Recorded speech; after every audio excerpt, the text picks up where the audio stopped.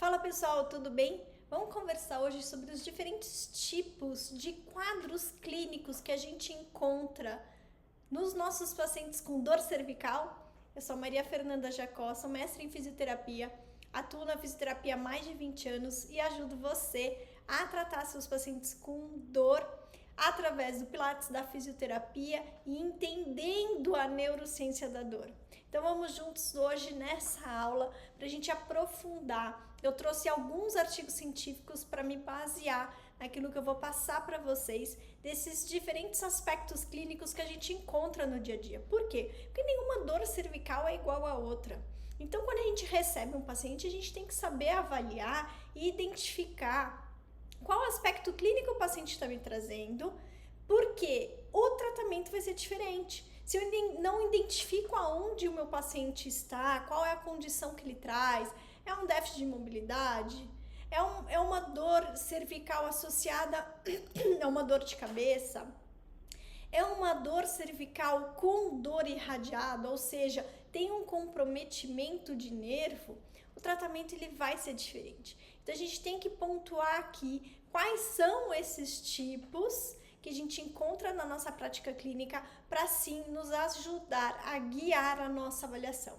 Então eu trouxe aqui para vocês uma aula, deixa eu só pôr aqui para vocês rapidinho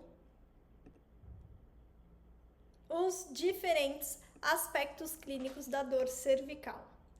Primeiramente, eu queria trazer alguns pontos importantes para a gente depois poder adentrar nos aspectos clínicos da dor cervical. O primeiro deles é a fisiopatologia da dor.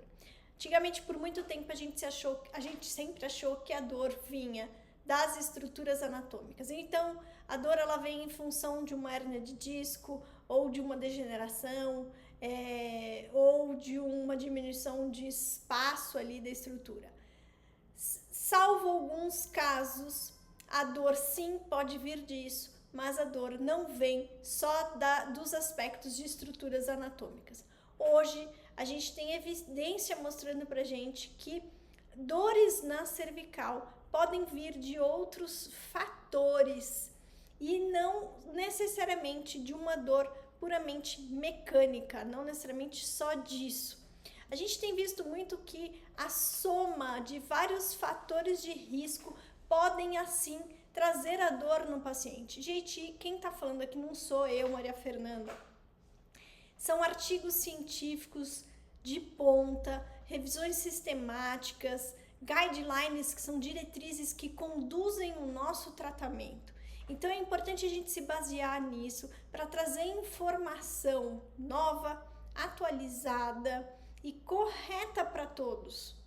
Porque muitas vezes a gente apresenta a dor cervical e fica, mas é porque eu tenho hérnia de disco. Você sabia que um processo real de uma hérnia de disco, em meses, o nosso corpo, ele se recupera ou daquele processo agudo que ela entrou. O corpo ele não vai ficar naquele processo de dor por uma questão inflamatória ou por uma questão ali aguda de uma hérnia de disco por anos. Não vai ficar.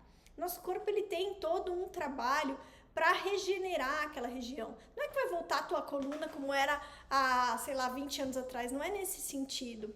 Mas o nosso corpo ele tem um processo natural, a própria história natural da doença para se recuperar naquela lesão que apresenta. E essas questões de história natural são para várias patologias que a gente apresenta. Eu tenho uma aula, inclusive aqui no YouTube, que eu trago exatamente esses artigos que mostram a regeneração de um processo de recuperação de uma hérnia de disco, tá certo? Acho que é interessante assistir essa aula. E aí, então, hoje, trazendo um pouco mais da fisiopatologia da dor cervical, né? Por que a gente tem dor cervical? É associar não só, então, essas questões de estrutura anatômica, mas associar os nossos fatores de risco, algum deles não modificáveis, que seria idade, sexo e genética. Então, se eu trago uma genética, não tem como modificar o meu DNA. Mas existem fatores de risco que vão a intensificar o quadro clínico de um paciente com dor crônica, com dor cervical, como, por exemplo, o tabagismo. A gente tem muita evidência científica falando, e são fatores fatores que a gente consegue modificar. Consigo fazer um trabalho para parar de fumar. É difícil? Sim, claro, mas é um fator modificável. Saúde psicológica é um outro fator muito presente nas dores cervicais e é um fator que a gente tem tratamento, que a gente consegue possibilitar um tratamento psicológico, ok?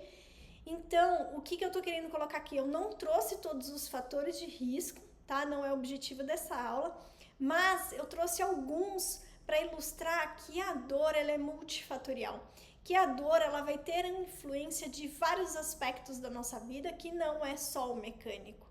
E antigamente a gente olhava só para isso, sabe? É nesse sentido que eu tô querendo colocar. Aqui eu tô trazendo exatamente alguns pontos descritos na última guideline, ou seja, na última diretriz publicada sobre dor cervical em 2017, salvo a data desse vídeo que eu tô gravando aqui para vocês hoje. E trago também algumas referências que eu utilizei aqui, que eu apresento para vocês, para trazer esses pontos importantes. Vamos aqui continuar. Olha que interessante, a degeneração do disco não foi identificada como um fator de risco. Aí todo mundo cai para trás com essa informação, porque por muito tempo a gente escutou de vários profissionais da área da saúde: ah, sua dor é por causa da hérnia de disco, sua dor é por causa da hérnia de disco. Lógico que sim, existem quadros de pacientes que têm dor em função da hérnia de disco ou em função do que ela está provocando naquele momento no paciente. Ou seja, aquela hérnia de disco está comprimindo uma raiz nervosa e provocando uma dor de nervo? São questões importantes que a gente precisa identificar na nossa avaliação. Não são todos os pacientes que têm hérnia de disco que vão ter dor por ela, em função dela. E as últimas evidências têm mostrado pra gente que a degeneração de um disco não foi identificada como um fator de risco ali real para um quadro de dor cervical, tá certo? Então é interessante isso. Alguns casos de dores cervicais têm alto risco que a gente precisa ter uma atenção grande em consultório e atendimento do nosso paciente para encaminhar para um pronto atendimento o mais rápido possível. Nossa, como assim, né, professora? Em que sentido isso?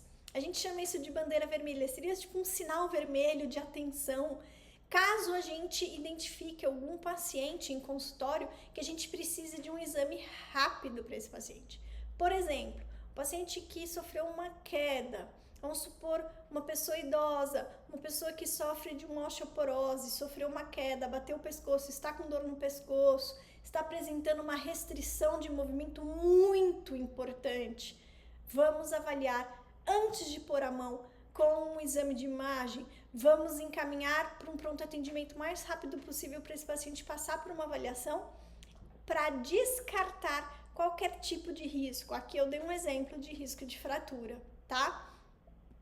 E na ausência de trauma ou situações de risco de bandeira vermelha, a gente pode tratar e muitas vezes, olha o que essa diretriz traz pra gente, a gente não precisa de exame de imagem de rotina para tratar o paciente. Aí, vem de novo aquela questão de tipo, como assim, professora, você tá trazendo uma outra questão que se o médico não me pediu um exame de raio-x, eu tô achando que ele não tá fazendo a avaliação correta.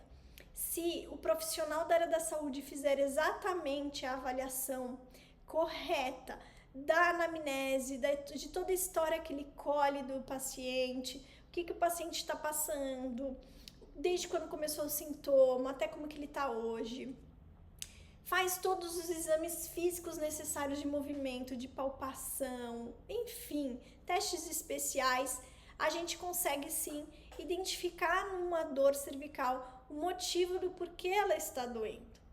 E eu vou mostrar aqui para vocês na aula de hoje, baseada nesse artigo científico, como que a gente tem que fazer esse passo a passo para identificar esses aspectos clínicos no nosso paciente com dor cervical, tá certo? Então, salvo os casos de uma dor crônica muito antiga, de situações de risco, situações de bandeira vermelha, a gente pode continuar sim, a avaliação do nosso paciente sem um exame de imagem, tá certo? A avaliação, então, do nosso paciente com dor cervical, de novo eu trago aqui a atenção para as bandeiras vermelhas e trago mais uma revisão sistemática sobre isso. A gente precisa antes triar o nosso paciente para identificar possíveis bandeiras vermelhas, como possíveis fraturas, um possível câncer, uma possível doença visceral ainda não diagnosticada, uma possível doença inflamatória ou infecciosa ainda não diagnosticada, ou possíveis riscos como riscos estruturais. O paciente sofreu uma lesão de chicote, que quando batem no carro, ou sofre uma concussão de cabeça, sabe quando vai para o jogo de futebol, bate cabeça com cabeça, o paciente fica com dor no pescoço. Esse paciente precisa passar por uma avaliação médica com o exame de imagem para a gente tirar qualquer risco de dano estrutural dessa cervical. Ou um paciente já acima de 60, 70 anos, que tem uma condição vascular que a gente precisa ter mais atenção, pode ter placas de ateroma nas suas artérias, ou seja, no momento do tratamento, se eu não tiver atenção com esses riscos vasculares, eu não posso fazer um tratamento de uma forma adequada sem antes ter passado por um exame médico em relação às questões vasculares. Então, alguns pacientes, a gente tem que acender uma luzinha antes de iniciar o tratamento para ter esse cuidado antes de colocar a mão, né? Antes de iniciar mesmo todo o trabalho. E alguns casos de mielopatias ou situações de dores cervicais podem vir aí questões neurológicas ainda não diagnosticadas e que eu também vou ter que encaminhar para o profissional adequado. Então, daí seria para o meu colega médico neurologista, que vai fazer um exame clínico, que vai fazer os exames adequados para identificar se há alguma questão neurológica. Não são todos os pacientes que se enquadram nisso, mas é muito importante a gente falar que se eu não faço uma triagem adequada do meu paciente, eu corro riscos de errar no atendimento que vai vir agora em decorrência, né, depois desse momento que eu faço a triagem do meu paciente. Não tendo nenhuma dessas essas possíveis bandeiras vermelhas, eu dou continuidade no tratamento do meu paciente. Como? Então, não sendo bandeira vermelha, eu vou para uma segunda bandeira, que é uma bandeira amarela, que é mais de atenção, que seria identificar nesse meu paciente se, além da dor cervical, há questões psicossociais associadas a essa dor. Eu trago aqui 2 artigos científicos para ajudar a gente a entender um pouco mais sobre isso, mas são pontos que podem influenciar no prognóstico do paciente e que muitas vezes pacientes que a gente coloca como bandeira amarela, né, nessa classificação de bandeiras, que foi descrita por Lipton, um autor que por décadas estudou um sistema de classificação dos pacientes para a gente poder, de uma forma mais universal, identificar aonde esse nosso paciente está, para entender, sim, para onde a gente tem que encaminhar ou qual vai ser o prognóstico do paciente. Então, voltando para a dor cervical, um paciente com bandeira amarela, eu vou ter que encaminhar para um colega psicólogo, eu vou ter que encaminhar para um colega psiquiatra, às vezes para fazer um trabalho associado, para eu conseguir entregar um tratamento realmente adequado para esse meu paciente, para ele alcançar resultados naquilo que eu vou fazer. Não sendo uma situação desse meu paciente, né, de você que sofre com dor cervical de bandeira vermelha ou bandeira amarela, a gente está livre para iniciar essa avaliação do paciente. E para isso eu estou me baseando nesse artigo científico, que é essa diretriz publicada em 2017, hoje, na data do vídeo mais recente aqui publicada, onde eu faço a triagem do paciente, não sendo nenhuma dessas bandeiras, bandeira verde, eu posso continuar com a avaliação. Eu vou ter que avaliar nesse paciente tudo sobre dor, eu vou ter que avaliar nesse paciente tudo sobre função desse meu paciente. E eu vou ter que avaliar toda a parte de exame físico.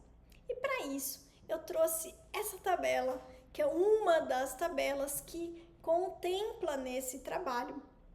E eu vou traduzir ela aqui junto com vocês, que são quatro aspectos clínicos que eu posso encontrar todo dia com os meus pacientes com dor cervical. Então, se você sofre com dor cervical ou você é fisioterapeuta que vai atender um paciente com dor cervical, atente-se a esses 4 aspectos clínicos, porque é interessante a gente subgrupar, né, nichar, entender aonde esse meu paciente está, para eu conseguir com isso fazer um diagnóstico mais adequado, um diagnóstico cinético funcional, que é o diagnóstico da fisioterapia, mais adequado e direcionado.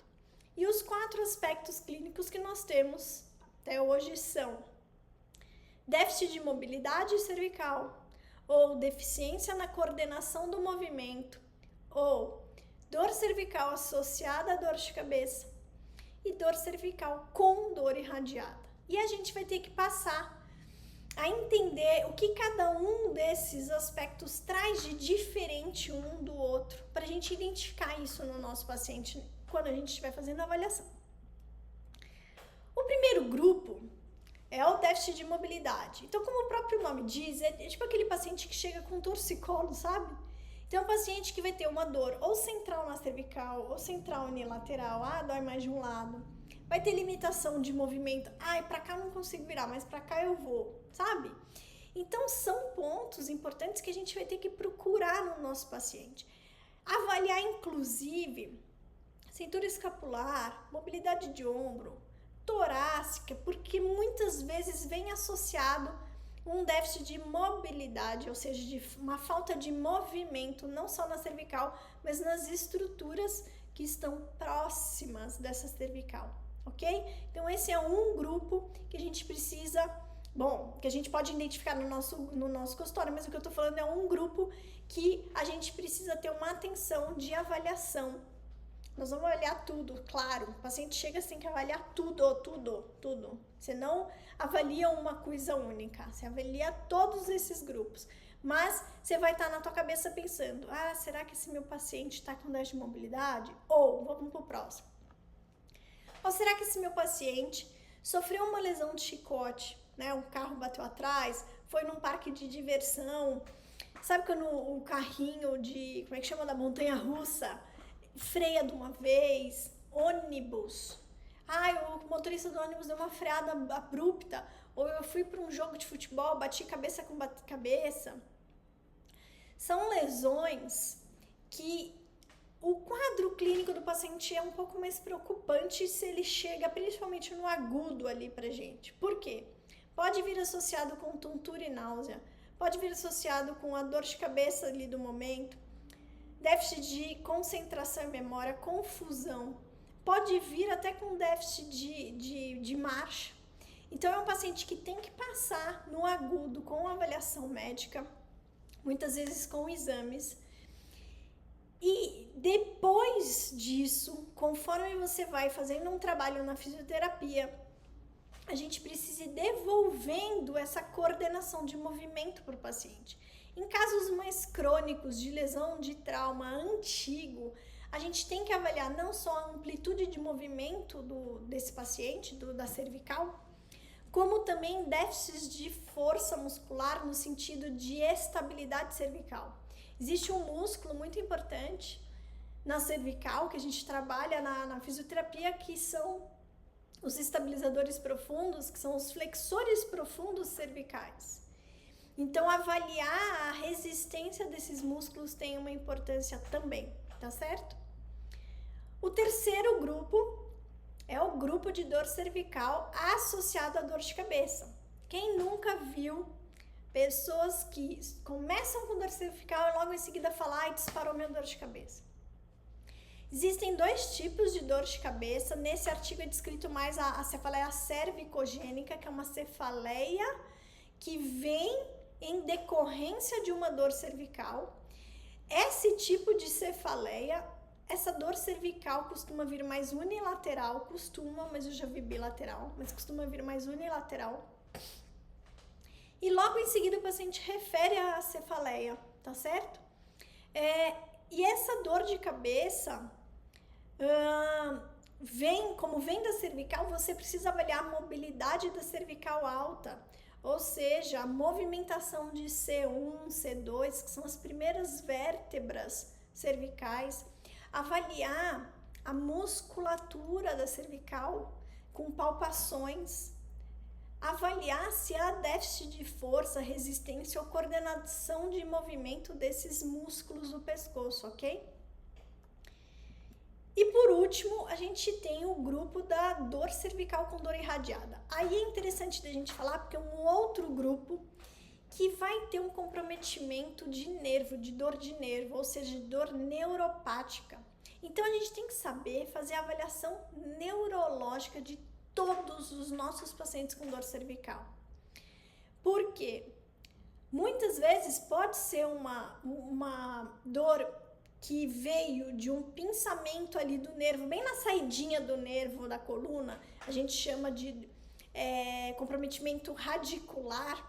E aí o paciente ele vai referir dor por todo o trajeto daquele nervo, é tudo muito bem desenhado, tá certo? Ele vai desenhar exatamente o trajeto daquele nervo e a gente tem que fazer os testes de avaliação neurológica para identificar se há mesmo comprometimento de nervo.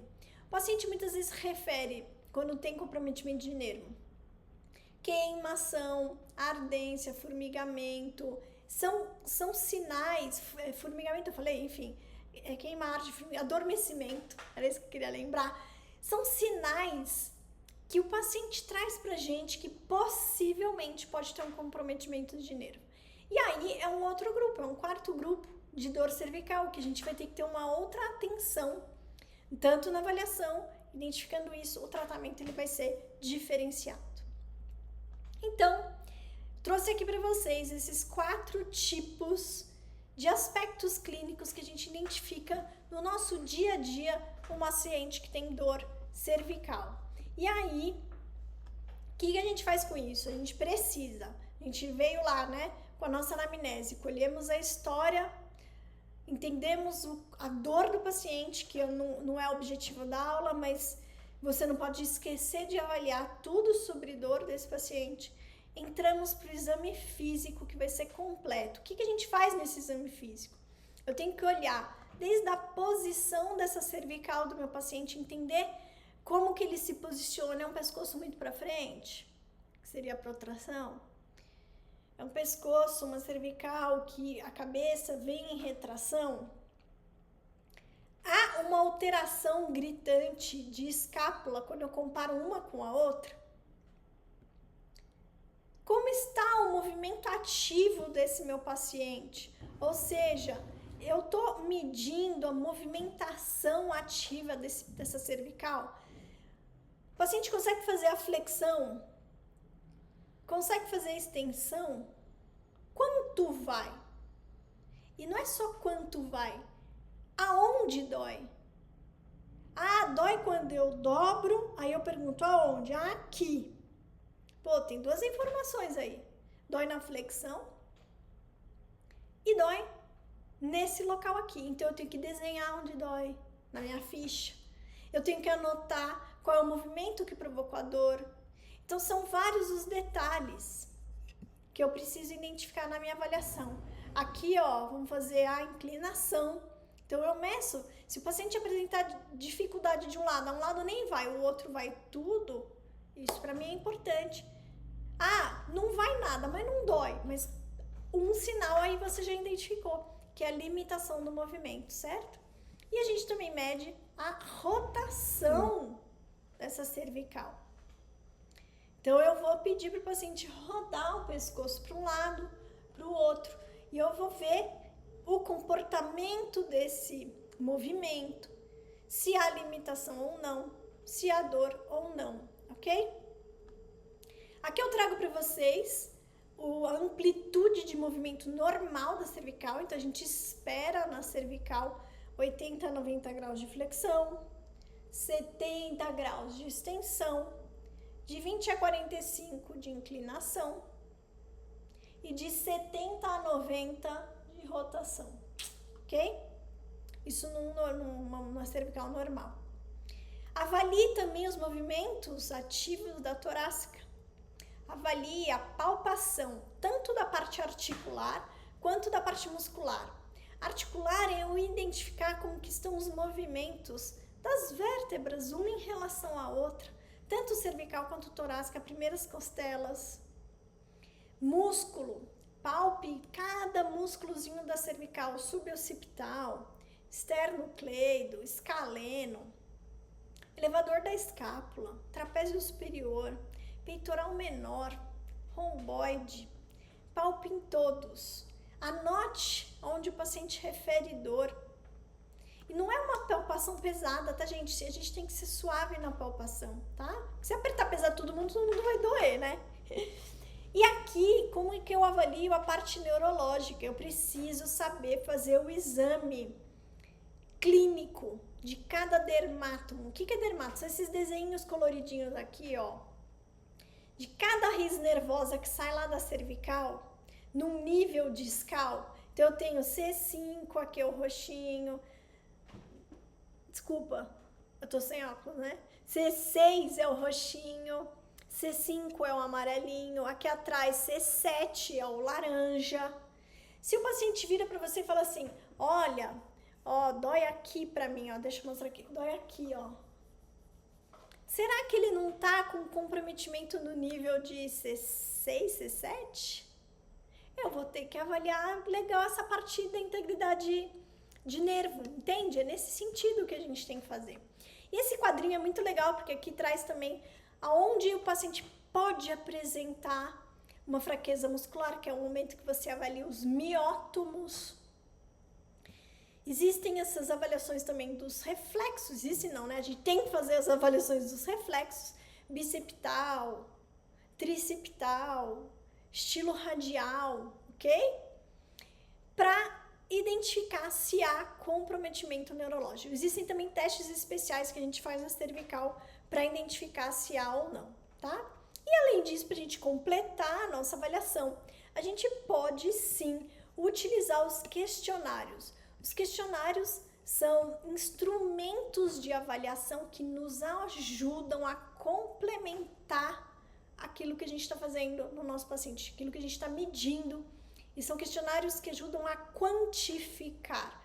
Por exemplo, o NDI que tem aí é um questionário que avalia a incapacidade física do paciente com dor cervical. Então, é muito interessante, porque você consegue quantificar quanto que essa dor está gerando de incapacidade física no meu paciente. Ah, só 16%, legal. Não, 50%, gente, é muita coisa. E aí você consegue com isso medir, será que o que eu vou fazer no tratamento, daqui 3 meses, se eu medir de novo, tá funcionando? Meu paciente está melhorando? Nossa, ele melhorou muito a incapacidade física dele. De 30% de incapacidade física foi para 10%. Cara, tá ótimo. É o que você quer. Então, quando você quantifica, você consegue entender o que você está entregando para o paciente, se está melhorando ou não. Você consegue mostrar para ele o quanto ele está melhorando. Esse VAS, que é a escala visual analógica de dor, a gente consegue medir, é um 0 a 10 lá para medir dor. Existem esses outros questionários que são outras questões mais associadas às bandeiras amarelas, que podem ajudar a gente na avaliação de bandeira amarela quando tem o aspecto psicossocial associado à dor. E a gente também tem o EQ5D3L, que avalia a qualidade de vida. E a gente tem o último, que é o Global Perceive Effect, que é um questionário que ajuda o próprio paciente a dizer se ele está melhorando, né? É a autopercepção, né, do próprio paciente. Tô melhor ou não tô melhor? Tô melhorando com esse tratamento aí que eu tô fazendo ou não? Então, é interessante da gente utilizar alguns desses no nosso tratamento.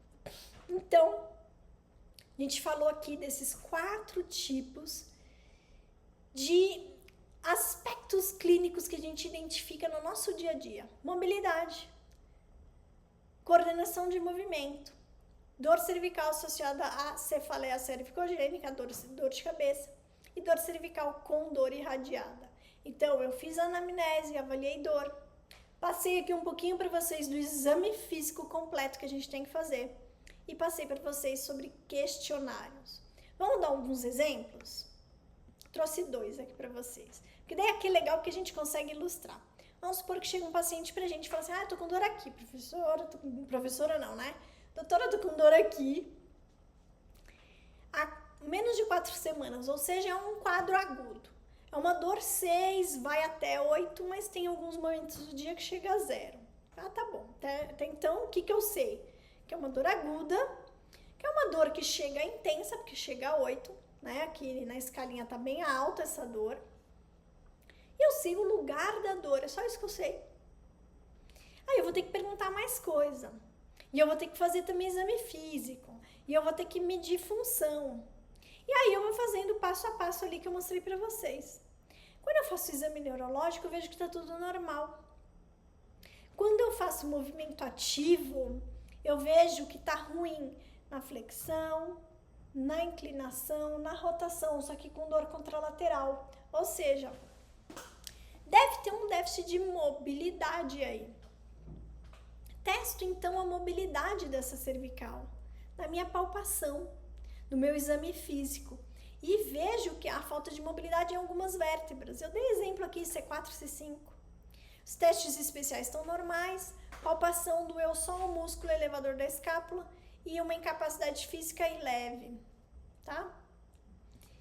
O que eu vou fazer nesse paciente? Provavelmente ele se enquadra neste subgrupo aqui de mobilidade, porque ele tem uma dor aguda, intensa, que é recorrente, possivelmente uma dor nociceptiva, centralizada, não tem déficit neurológico, então não é aqui. Não tem dor de cabeça associada, então não é aqui.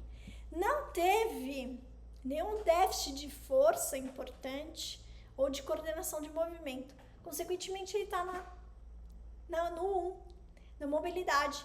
O que é que eu vou traçar de tratamento? Aí nós vamos pensar isso depois numa próxima aula, para eu passar para vocês, mas eu vou ter que pensar em técnicas de mobilidade para devolver este movimento para o paciente e alívio de dor dessa região. Olha o segundo caso, fica aqui comigo, olha isso aqui. Olha o que eu trouxe. Exatamente a mesma coisa. Um paciente com dor aguda com menos de 4 semanas, um paciente com dor no mesmo lugar, só que eu pus uma dor aí um pouco mais intensa, ele fala que é 9. Tanto agora, quanto no pior momento do dia dele é dor 9. Mas vamos avaliar esse paciente.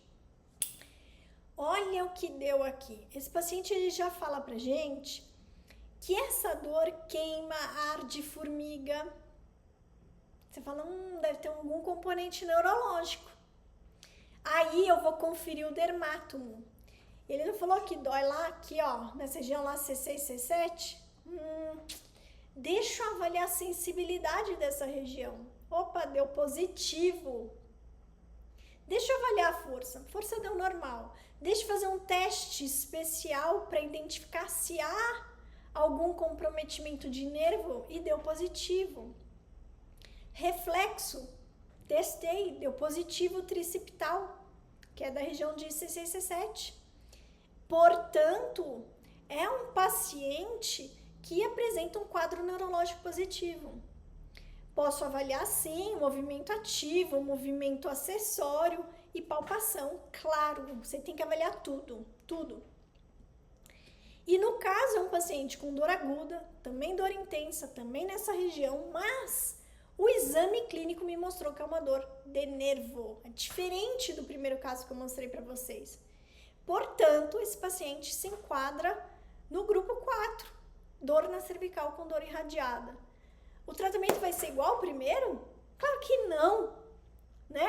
É aí que a gente identifica essas diferenças de um grupo para outro, de um aspecto clínico para outro. Por isso que a nossa avaliação física tem que ser muito bem detalhada. Porque se você ofertar um tratamento igual para todos os grupos, por que aquele lá não melhorou? Lógico que não foi feita nem a avaliação adequada, como é que você quer identificar o que ele tem, né? Ok? Então eu gosto muito dessa aula pra gente clarear o que é que a gente tem que fazer com o nosso paciente? Por qual caminho eu vou? O que realmente ele está apresentando aqui pra gente, tá certo?